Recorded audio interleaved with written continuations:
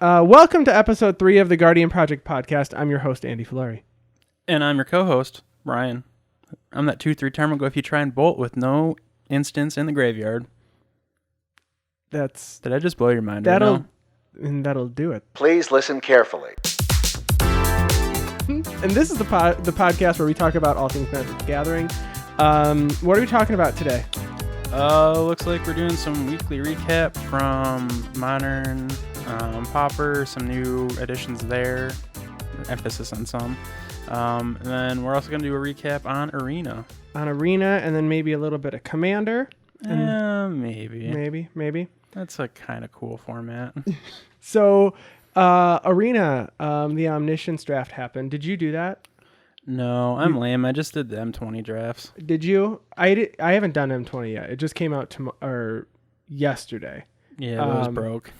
Yeah, the servers were down for a minute. Twitter was up in a flurry.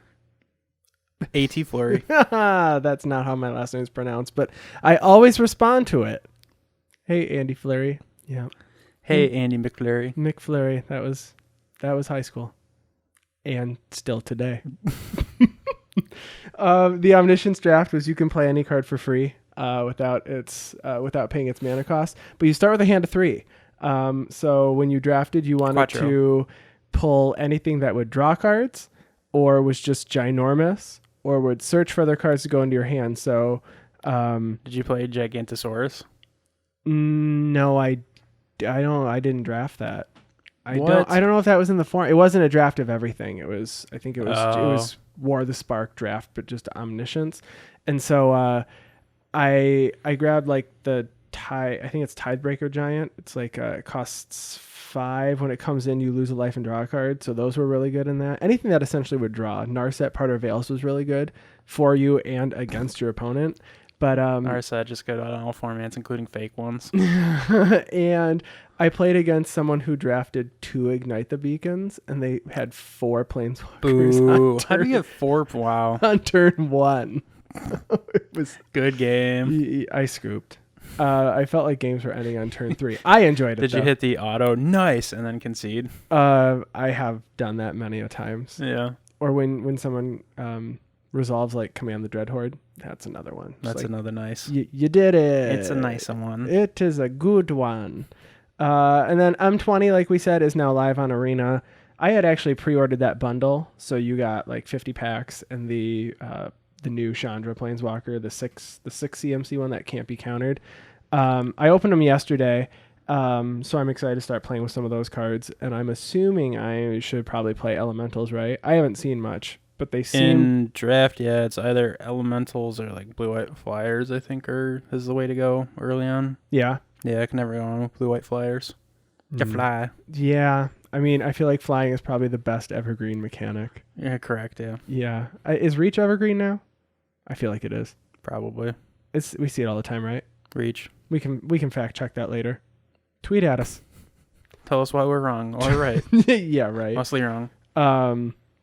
Yeah, so you did an M20 draft then. How'd that go? Yeah, I crushed it. Did you? Yeah. What'd you draft? Blue-White Flyers. Yeah. Oh, okay, you didn't do all of them. It's like core set. I feel like it's always just go Flyers because there's like lack of good ground bodies, and I don't know. Did you have any bombs, or was it just like it was like look at these stupid 1/1s and 1/2s that I have? It was like literally like a pauper deck with flying. Like it was all commons and uncommons. I think I might have opened like a Sorin, just stashed it for value later. You know the value of that Sorin with the white-blue Flyers. Exactly. Wrong color. Yeah. Wrong. Everything. Is there a flying vampire that is in white-blue? Yeah, expecting Blue-White Flyers and get hit with a Sorin. Oof. That'd be oofa doofa. That would be one to not anticipate, I guess. You have to have so you Sorin would look at the top 3 cards of your library and you choose one. Yep. The rest of the bottom. Are you playing one swamp for that? Yes. And getting lucky for drawing it? Or does Sorin sit in your hand the entire game and you go, well, I guess I'm not playing this? Because that's how I play Limited. It's literally one card. I stare at my hand. I play the wrong amount of lands at all times. Yep. Pauper. It's now a real format. Well, I guess it was real before. It's now a real official format supported by Wizards. Wizards of the Coast. So you work at a game shop. Are you guys planning on doing more Pauper? Has anybody said anything about it to you? I know you guys do one, right? It's like Sundays or something like that right now. Yeah, we do it once a month. We get, a pretty decent turnout. We haven't heard much interest, but I think once we post our event for next month, we'll probably get a little bit more anticipation because, there's literally 400 something cards that they just added. Yeah. So they added, I think it was 415 cards, and it said that it was basically syncing the online format to the in real life paper format. So it added these cards, and as of July 9th, you'll be able to use the Gatherer to fully search for any card that is legal in Pauper.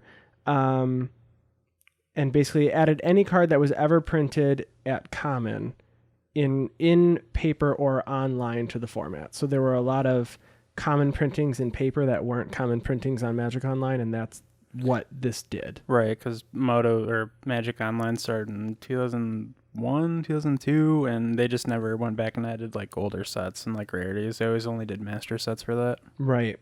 So of those new cards, which ones are you excited to look at the most, or do you think we'll likely see play? Well, right off the bat, probably Red Elemental Blast, Blue Elemental Blast. Does the same thing as Hydro and Pyro, but it just opens up further options for people who are maybe priced out of the other ones. But the card that I'm most excited for is Ashnod's Altar, because it's like having KCI in Pauper. Wait, what is it? How is it KCI? I mean, doesn't KCI also bring things back? No, KCI just says sacrifice an artifact, add 2 colorless mana. And this was just a creature, I guess. Yeah, sacrifice a creature, add 2 colorless mana. But if you have... It combos pretty well with Workshop Assistant, which is like the Mirror Retriever version, except it costs 3. And you just kind of can loop that. For infinite mana? Pretty much, yeah. What do you play it into? Good question. In Common. You can't play it into... There's no like... What is there a Walking Ballista version of a Common? Is Ugin's Conjuring a Common? No, it's got to be an uncommon, right? Yeah. There's got to be something silly that just has X in it, right? Oh, I guess you can do... I mean, all I'm really seeing is... So you could use that back into an Alabaster Potion, so target player gains X life or prevent X damage, so you can just gain the infinite life, and then as long as you have less cards in your library, your opponent just decks themselves? Yeah, is Elixir of Immortality legal in Pauper? I don't think it's an uncommon. There's got to be something that recycles your library. Or cards into your library, I should say. I can look it up. Immortality is a... Wait for it. It's an uncommon in every single set that it's in. Magic 11, 12, 13, 14, and the dual deck Elspeth vs. Tezzeret. It is uncommon every time. So you can't use that. There's got to be something. We'll have to look it up and circle back to this next week and figure out what you can use to break the Ashnod's Altar loop next week. Tweet at us because we don't know what we're doing. Right. And also Modern Horizons is out, so we can... I don't know if we're going to see anything in Pauper from Modern Horizons, but I did see that the Arkham's Astrolabe is being played in a ton of Pauper decks, alongside a ton of Snow Permanents with Skred, because Skred got better now, because there's other things that care about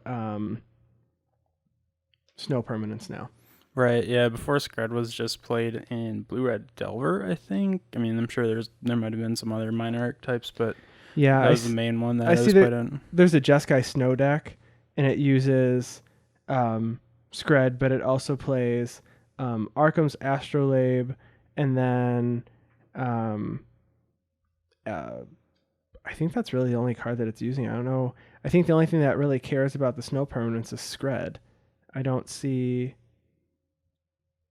that, and then Arkham's Astrolabe needs the snow, just a snow mana. So it can be played in this deck, and it has when it enters the battlefield, draw a card, and then tap to add 1 mana of any color. So I guess it's ramp in snow. Frosty the Snow mana. Frosty the Snow mana. Moving on from Pauper. Modern. We're going to Modern. Modernistic. Simple and quick. I don't think we can sing that. You should probably cut that out. I'm like, I don't know. Can we?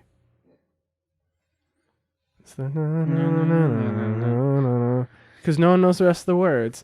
Is it something called carpet and upholstery? I think that's the lyrics. I am not Googling those lyrics, though. Why not? We had to Google the main content of our program. Free advertise. You know what, Modernistic? If you want to sponsor us, we got you. We'll sing that catchphrase for you every week. Yeah. Okay, so moving on to Modern. Andy, do you play Modern? I have 3 decks in Modern. I have Boggles, which is, I mean, it's a real deck. It's boring to play though, which is the problem. And then I have Merfolk, which is doing okay right now. And then I have the Revolt Zoo deck built from when that was popular. It's really just Zoo, but it has the Revolt card. When a permanent leaves the battlefield, if a permanent left the battlefield, it comes in with a +1/+1 counter, and it has Death Touch. So I think it becomes a 2/3 Death Touch instead of a 1/2 Death Touch. I don't know. It matters, and I like it a lot. So I play completely fair decks that aren't just. I guess Boggles is not fair, so I guess I can't really say that. But I play less broken decks than most. Yeah, I play John. It's the fairest of the fair. It's the Cinderella of Magic decks. Super fair. Did the glass slipper fit? It did. And so you bought it? Yeah. I had to spend a lot of money on Renin 6 and Seasoned Pyromancer, but here we are. Did you buy the Pyromancers after they shot up in price? No, I got them pre-spike. I mean, they were still, $15-$20. I mean, they're at over 30 now, right? They're closing on $30. Oh, they're at 30. Yeah. So what is happening other than Hogak? Hogak is happening. The old Hog. That is what is happening.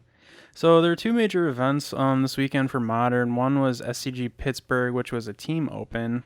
It was not unified, so there's actually a couple teams that were running triple of the same deck, which I thought was pretty hilarious. What were they playing 3 of? Well, I think I have to go back and look, but I think Cat Light's team was playing triple Blue-Red Phoenix. I think maybe triple. I mean, that's probably a pretty good team, right? Yeah. I assume they did okay then. Yeah, it's like play 3 spells and you got infinite for 3/2 flyers. It seems like.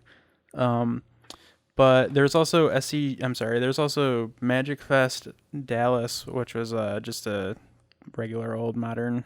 Dallas Fort Worth. And that was Modern. That was Modern, yeah. So we had 2 major events to draw data from.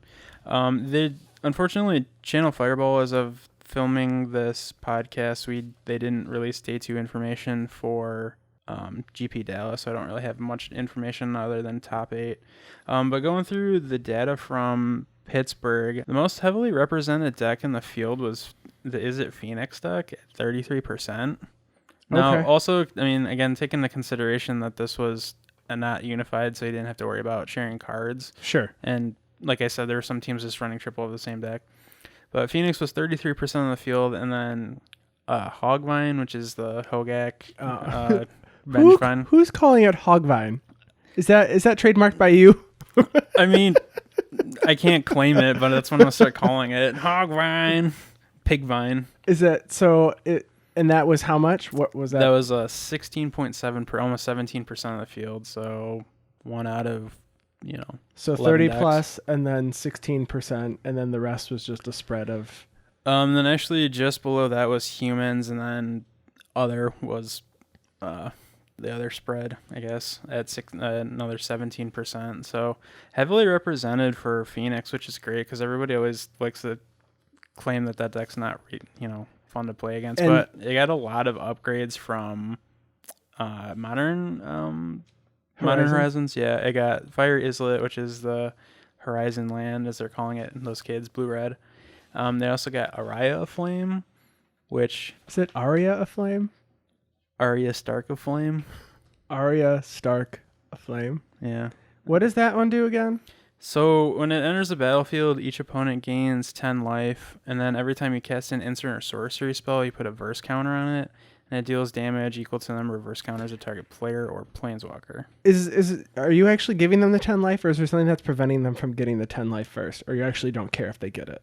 So it's actually not necessarily about life, it's more about the storm, because like Phoenix is very susceptible to graveyard hate, but now they can just literally pump their cantrips in the late game or just, go off early and kill somebody, but they don't have to worry about their graveyard getting hit with phoenixes, a bunch of phoenixes in it. They can just basically storm you out of the game.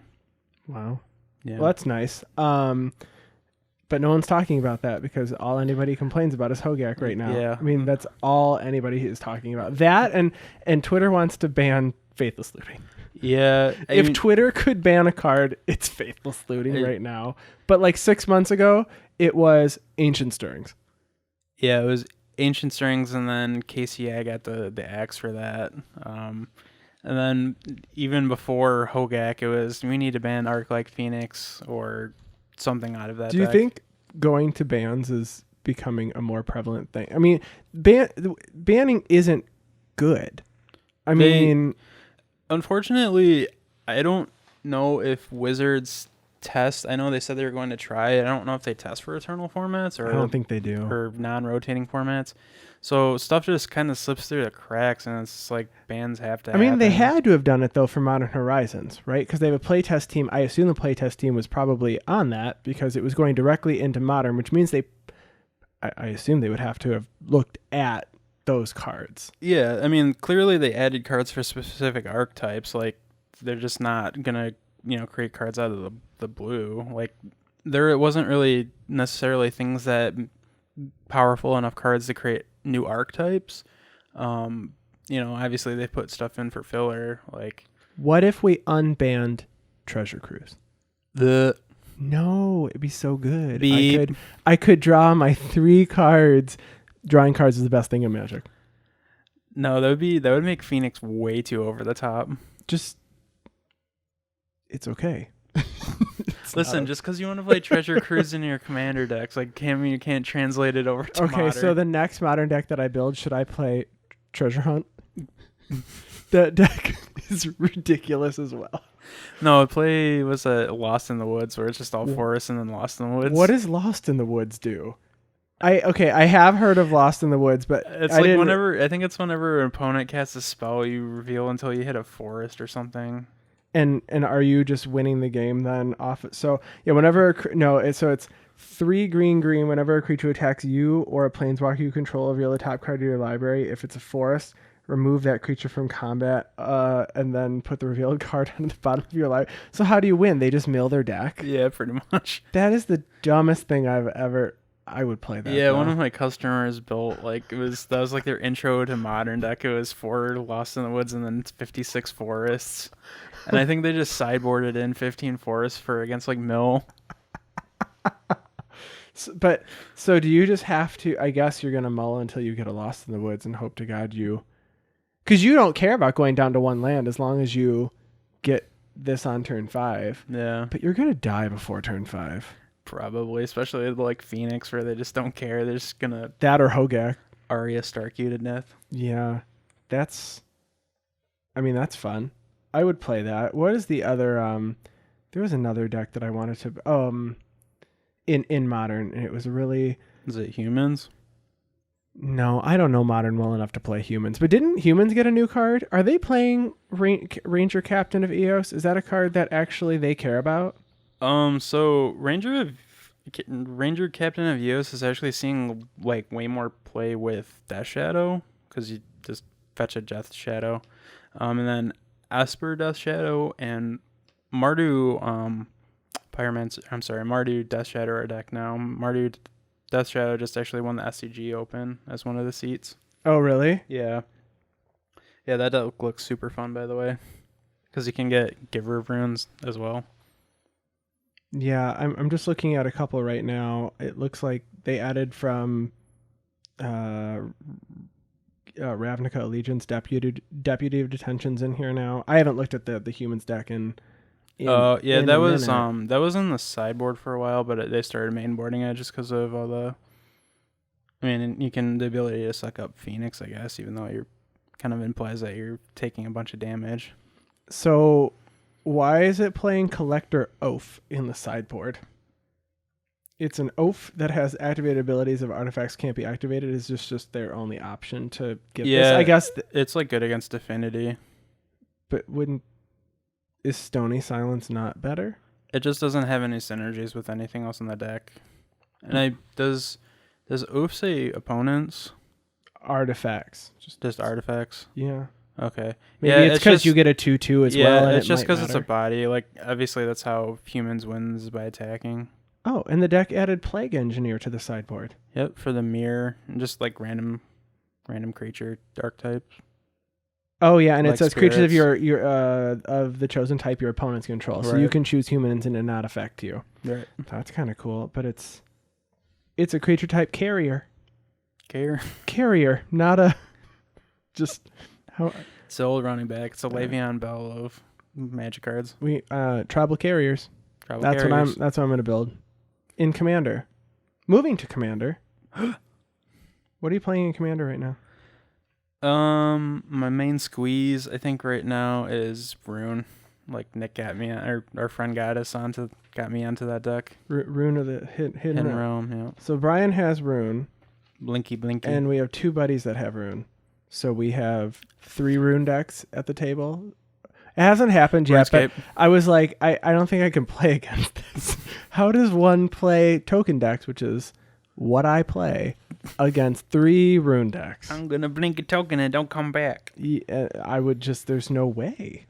I don't know. What, do I play Null Rod? Is that activated abilities of... That's artifacts, I think. Oh, it's artifacts? I think so, yeah. There's got to be something that says you can't just activate artifacts, or activated abilities just can't be activated. I mean, there's Torpor Orb, which would stop the ETB? Yeah, the ETB, yeah. Effect so I'd have to stack every deck to play against triple Rune in that game. No, won't be doing that. So, and then, so you just built Rune. What are you playing? I'm really enjoying the Locust God still. Yeah? Yeah, I mean, after all this time? It's still going. I added the I'm a monster, and I added Narset Parter Veils to it. And then I wheeled the other day and I got a double scoop. Scoops Mackenzie. It actually feels bad like doing it, and I think I'm going to take it out. Like if I wanted to win, it's a good card to be in there, but like playing casually, you just probably shouldn't play that card with friends. Are you going to take it to Magic Fest for side events? Because that's like the good excuse for Commander to be mean is like random people from like out of town. No. Welcome to Detroit. Bye. Well, to be fair though, when you go to those, the number of times I've lost on like turn 3, you just lose because the number of people that play the side events with a CEDH deck and not just a normal deck is ridiculous. Mm-hmm. I lost to Kess Storm 3 times at GP Detroit last year, and then I just played with friends at a side table after going to all of the stores or all of the vendors and buying whatever it was that I wanted and needed. So no, I did not. I don't think I'm going to play. I think if I were to play the only competitive deck, like real competitive that I have, and it's mean is Narset Enlightened Master, and it's so enlightened. So, but you take like 14 turns, and you have to swing for 3 damage. Yeah, 14 times, and hope you get there. So, are you looking at anything new to build from what we've seen? Well, Commander 2019 stuff should be coming out in the next like 3 or 4 weeks. Like the preview season, I think starts the first week of August. Oh, you're talking about Commander? Yeah, Commander 19. Okay, yeah. Yeah, so I don't know. From what I've seen, it sounds like we're getting 4 decks. Yeah, I was going to say there's 4 new decks, so they're just going to do like 2 and 3 color decks again like they did last year? I don't know. Do you think we're going tribal? Do you think we're getting snow? Like in Michigan? Yes. I wish. It was 99 degrees yesterday, and I went on a bike ride and thought I wasn't going to make it home. It was too hot. I've been trying to mow my grass at my house for like the week and a half, and it's like taller than I am. Yeah, because it's too hot outside. It's too hot, and then it rained yesterday, so it's super humid. Do you know people enjoy this weather? Those people are sick and need to seek help. They do. I liked when it was minus 41 over the winter. Why? Why are you like on the extreme negative weather side? I'm cool with it. Okay, I would be okay with it being like 75 and overcast with a breeze. So like it's on the cold side, but you can still wear shorts with a hoodie. I think my perfect, what was it, April 26th? Are you trying to quote Miss Congeniality right now? It's like it's not too hot, not too cold, and you can bring a sweater. I love that movie. My fiance is obsessed with that movie. Was that Miss Rhode Island? I feel it like was her. Yeah, it's getting Miss, confirmation from our producer. It's Miss Rhode Island. Did you ever see the Miss Congeniality 2 where they were in Las Vegas? That movie is great as well. Like, I mean, great, if they, or are you just entertaining? It's just entertaining. I would watch another one if they had Miss Congeniality 3, which I think would do really well if they did it. Was William Shatner in the second one? Yes, he was. I might have to watch that. That sounds. It was very good. They had to dress and drag at one point, and ahead of that time. They were on stage. Yeah, they had to perform because they were undercover, and they needed to like find some information out from somebody at a drag show. It was. I would watch that. I should go watch that later. I'm sure it's on demand. I'm sure you could find it anywhere. Yeah. That's a great movie. Back to Commander. Do you have a pet deck that you won't disassemble because you just love it so much, but you know it like it's not that great? I had a couple. One I just like. So my first one was Purr and Toothy, the partner from Battle Bond. Mm-hmm. I just kept trying to make that deck work, and I just kept adding like as many expensive cards as possible. Just didn't work. But now I'm working on Hazoret Planeswalkers. Mono red Planeswalkers, baby. Just all of them? Yeah, it's like literally. I'll be like sorting through like bulk, and I looked at the Tybalt and like, I can't even go with this. But I have like.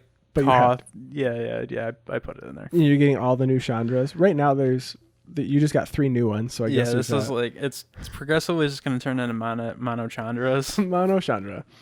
Well, I'm excited to see that. I have my Noyan Dar deck that I'm not taking apart. It's almost fully foiled. I am 2 cards away from it being fully foiled. That doesn't sound like a meme pet deck. That just sounds. I just have my stock portfolio in this foil deck. Well, Monastery Mentors just shot up, so I was like, do I pull that out? No, I'm not. I don't. I still need it. Yeah, I was going to... One day it'll be reprinted, I guess, but I would assume that card's good. But it wouldn't surprise me if that'd be like a Judd foil one day. Or another Modern Masters, or whatever next specialty set they come out with, just so they can get more of them in print. But no, I'm 2 cards away that can be foiled, and I have 1 card that can't be. I play Equinox in there, and it just was never printed in foil. But it's not reserve list, so it could be one day.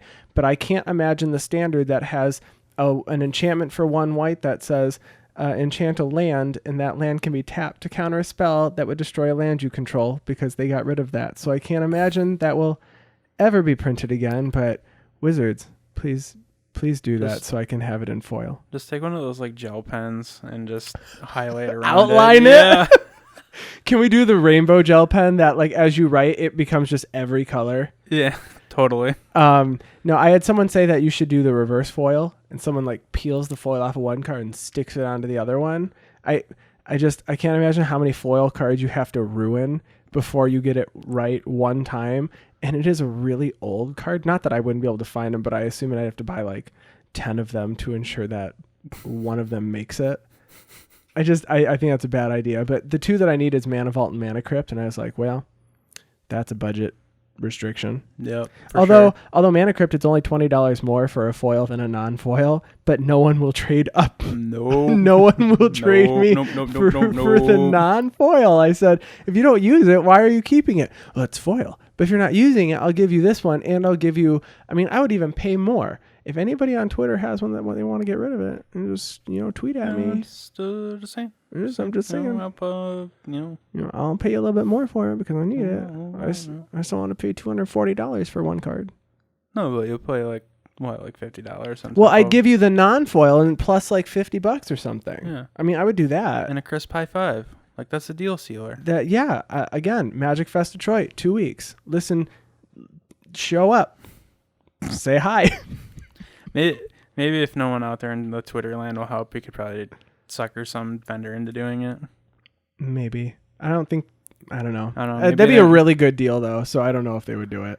I don't know. I feel like I could be wrong, but I feel like vendors sell more non-foils and they just have like foil, like expensive stuff on display. Yeah, I hear you. Yeah.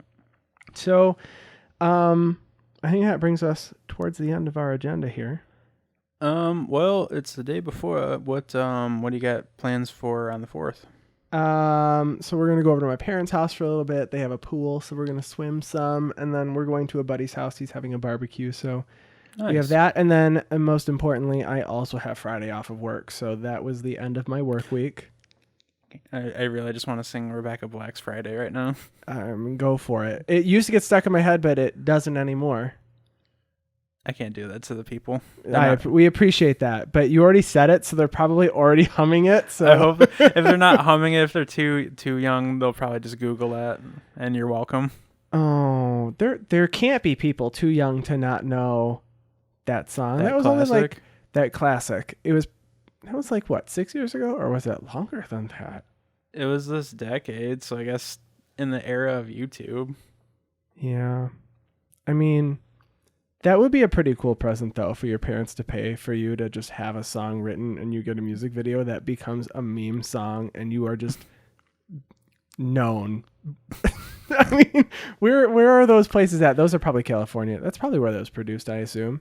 Producer Ryan, can you write a song and produce it for us? A meme song called Thursday. Yeah, or Wednesday, or that when we film or shoot podcasts. Yeah. We always record on Wednesday, so it has to be it's Wednesday. It could almost be the same lyrics. I don't know if you're allowed to do that, but it's a different word. So, we'll work on that. What do you have going on for the 4th? Working on my house. That's it.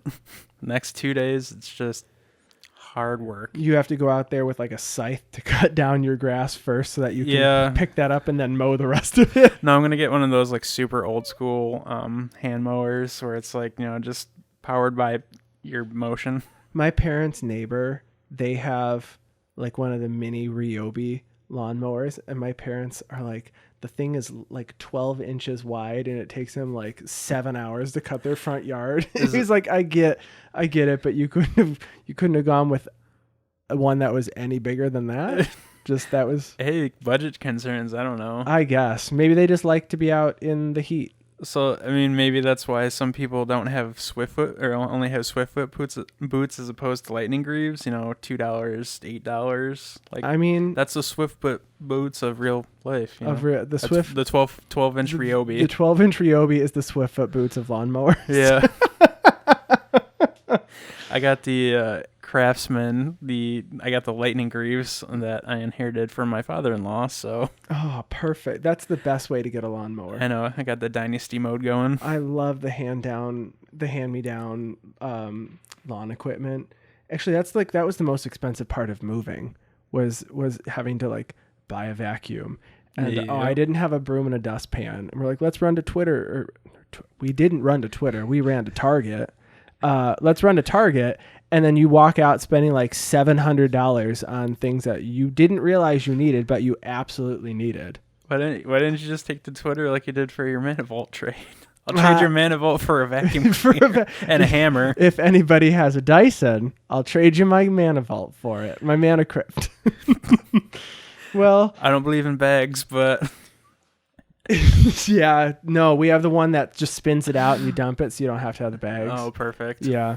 Well, sure. Thank you for joining us this week. You can find us on Twitter. You can find me at ATFlory. And me at Ballerman Cometh. I don't know why I said Baller B. Well, you just changed it because you have said that before. Oh, yeah. So what is it now? Baller Man Cometh. Baller Man Cometh. Hopefully it's up now. And we're working on a hashtag.